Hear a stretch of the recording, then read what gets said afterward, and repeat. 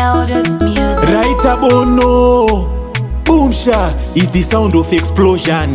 This song is for meditation. Wedenga mumatope achandinyurura, mamvemve angu achandikurura, urombo haufadze ndichazokupura, rugare harishambadzirwe kunge duru.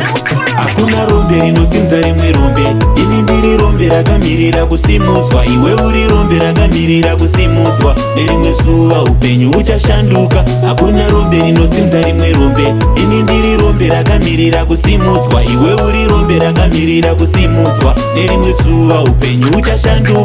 Varipo vakandimbisa rugare, hazvichanaka vakati handisare, zvavafaira handina kuvaona, kundidzimira foni ndichida kufona, ndozvimiririra nyangwe ndisina chinhu, ndiyo nzira yacho izere vechifinu, ndizvo zvandinogona zvekukuimbirai, munamato wangu wedenga gashirai.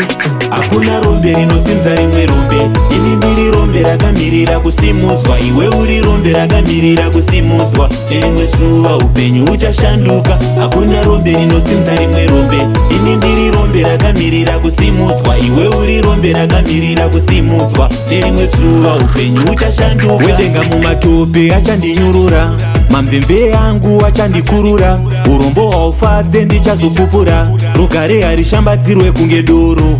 Kushingirira kunopa pundutso, tengesa tsotso pane kuita tsotsi, jeri rinorwadza setsvimbo yarova gotsi, kuvheka kubata hainzwe tsitsi.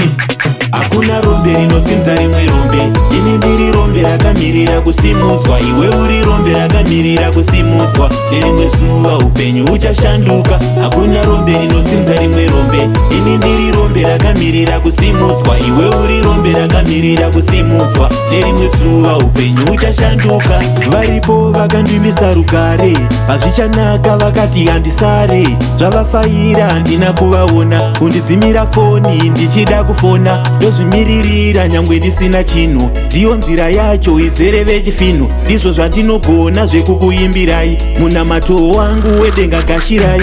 Hakuna rombe rinotsinza rimwe rombe, ini ndiri rombe rakamirira kusimudzwa, iwe uri rombe rakamirira kusimudzwa. Nerimwe zuva upenyu uchashanduka. Hakuna rombe rinotsinza rimwe rombe, ini ndiri rombe rakamirira kusimudzwa, iwe uri rombe rakamirira kusimudzwa. Nerimwe zuva upenyu uchashanduka.